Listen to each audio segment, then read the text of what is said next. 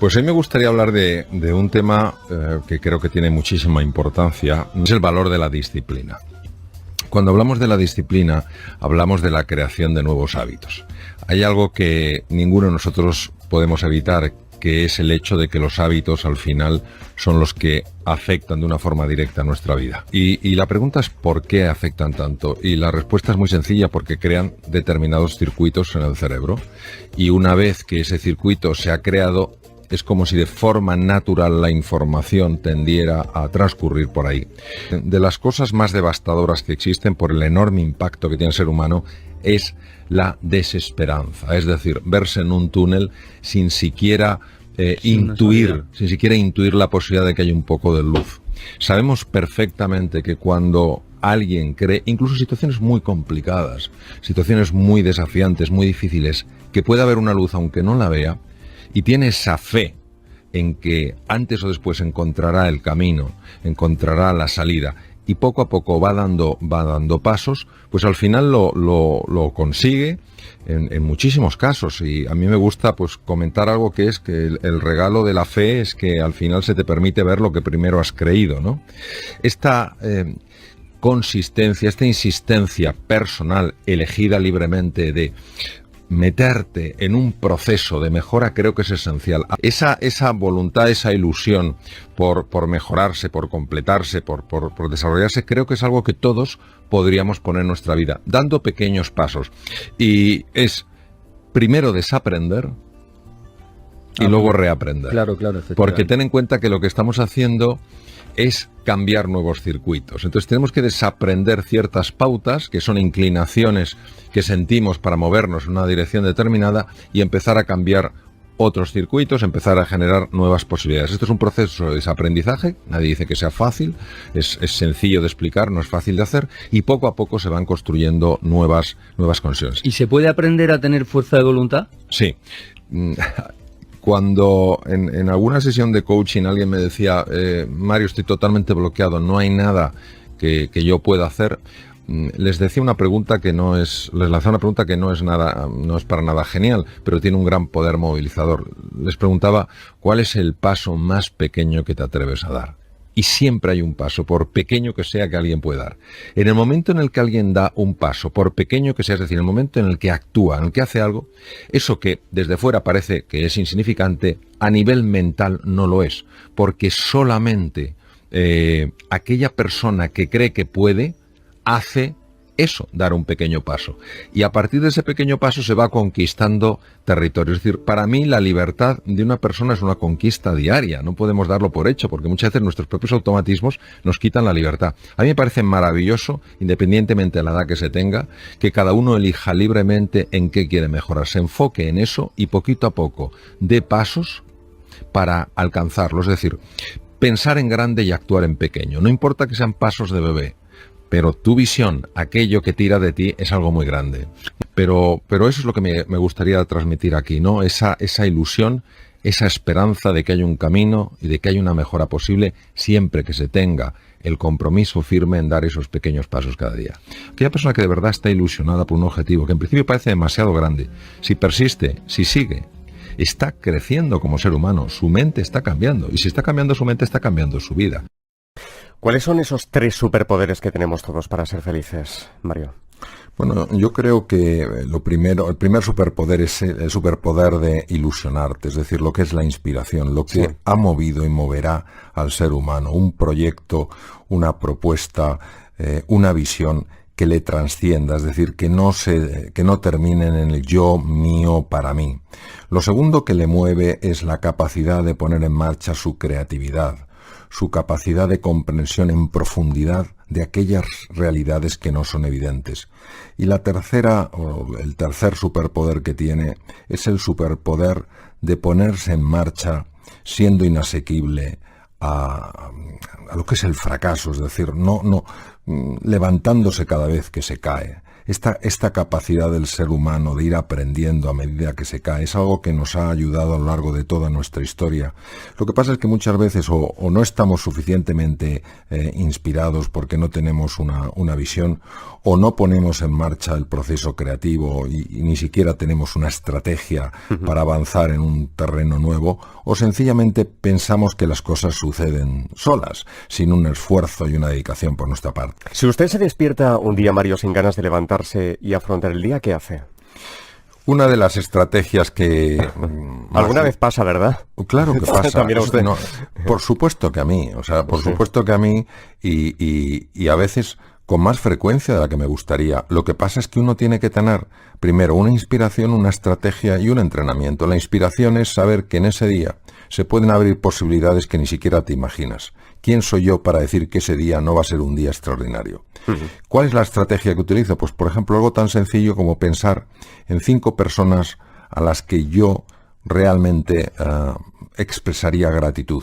A veces no nos damos cuenta de la cantidad de cosas que tenemos y que muy pocas personas tienen. Este ejercicio tan sencillo de pensar antes de levantarte de la cama, justo al despertarte, en 5 personas a las que tú quieras, a las que tú valores, que estén añadiendo valor en tu vida, en tu existir, se ha demostrado no solamente que hace que te encuentres, que te levantes con mejor ánimo, es que se ha visto que tiene un impacto, por ejemplo, en los niveles de glucosa, en los niveles de lípidos, en los niveles de tensión arterial.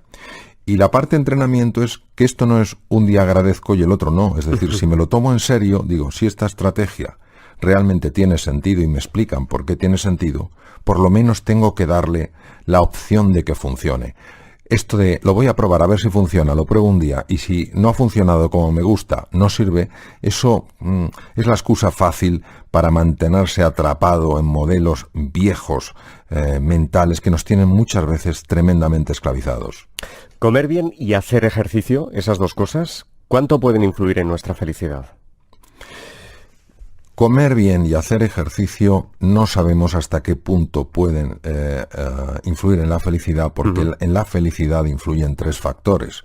Factores que tienen que ver con el cuerpo, factores que tienen que ver con la mente y factores que tienen que ver con el alma. Lo que sí sabemos, por ejemplo, es que cuando se come bien, es decir, de una forma adecuada, pensando en el cuerpo, en lo que le sienta bien al cuerpo, y cuando se hace ejercicio, hay varias cosas que sí se han demostrado desde el punto de vista científico. Primero, que toda la parte anterior del cerebro, lo que se llaman las áreas prefrontales, aumentan de grosor. Estas zonas son muy importantes porque nos permiten estar más atentos, nos permiten ser más eficientes. La atención plena se ha asociado claramente con una sensación de bienestar. Por si esto fuera poco, el ejercicio físico también potencia un área del cerebro que se llama el hipocampo. El hipocampo es clave para aprender nuevas cosas, para adaptarse a nuevos contextos. Y además se ha visto que el ejercicio físico aumenta el grosor de otra área cerebral que se llama el cíngulo anterior, que es probablemente el área más importante en la conexión humana. Se ha demostrado que el elemento más asociado a la felicidad es la calidad de las relaciones humanas. Si el ejercicio físico mejora de una forma evidente el área que tiene más capacidad de facilitar el encuentro con otros seres humanos, como es el cíngulo anterior, lo que no cabe duda es que hacer ejercicio físico sí tiene un impacto en la felicidad. Decir si es un 10, un 20, un 30, un 4, un 60%, eso no lo puedo decir. No se sabe, pero todo está ligado de alguna manera. Claro. Exacto, es que todo está ligado, todo suma. Habla usted en el libro de Michael Phelps, ¿verdad? Sí. Me gustaría que nos contara qué admira de ese nadador olímpico. Bueno, yo tuve la fortuna, la ocasión de que nos invitaron a los dos a dar unas conferencias en México. Sí.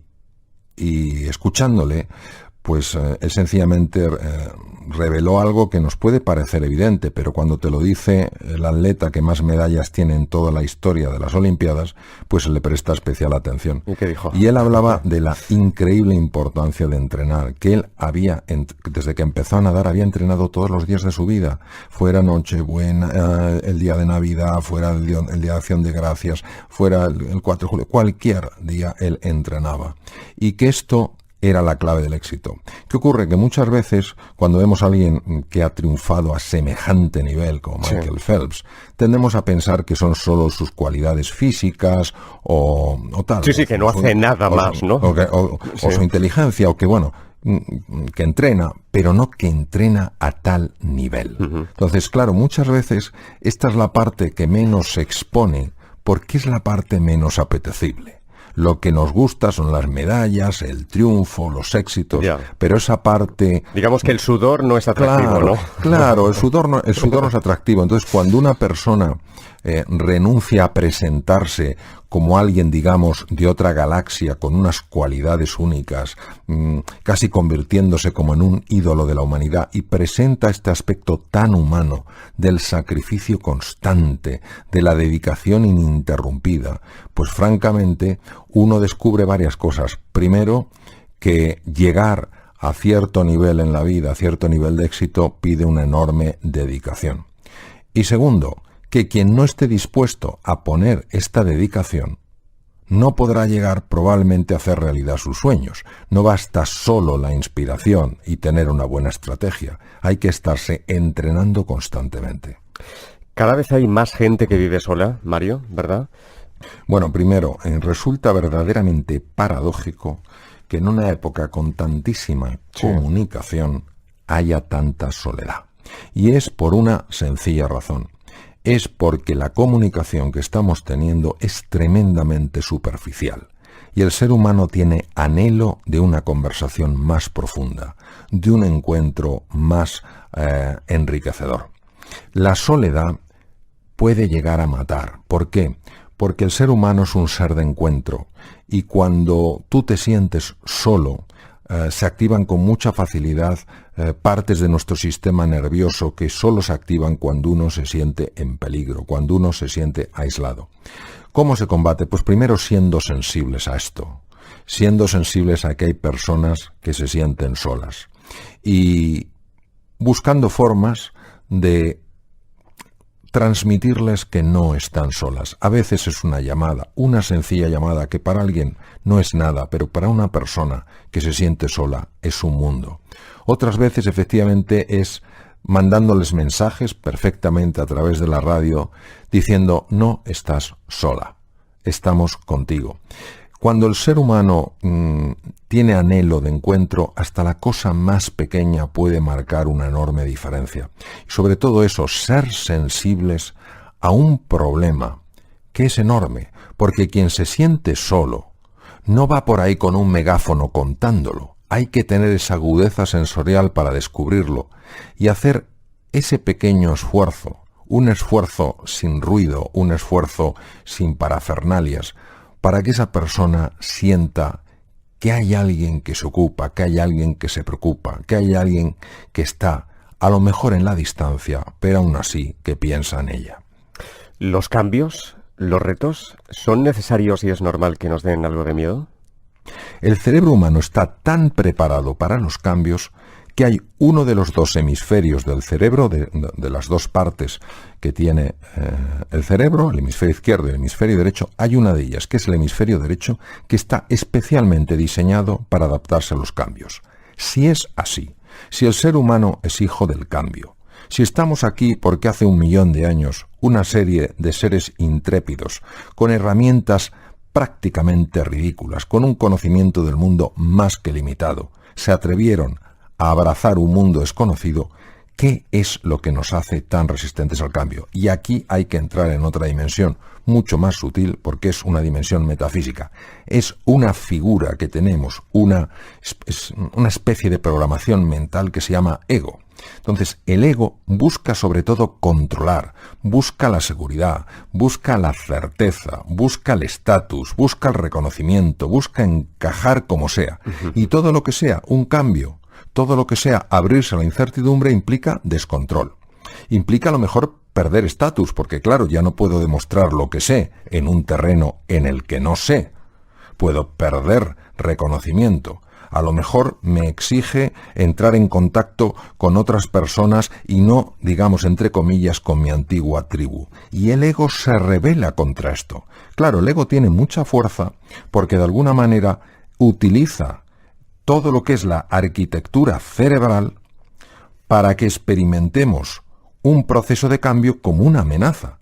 Es curioso, es como si a un ordenador que está perfectamente preparado para hacer frente a un desafío, el que sea, le colocamos un software, yo diría un virus, que inutiliza ese ordenador. Decimos, ¿cómo es posible que ese ordenador, en este caso la metáfora sería en relación a la analogía con el cerebro, cómo es posible que este cerebro tan preparado para adaptarse a procesos de cambio se sienta tan limitado cuando ese cambio sucede en la vida? Hay 6 razones que nos llevan a tomar decisiones, y es fundamental ver cuáles son las 2 dominantes, porque si tú ves cuáles son esas 2 estructuras, esos 2 programas que están en la parte inconsciente, que de alguna manera se activan cuando tomas una decisión, empiezas a entender todo el transcurso de tu vida.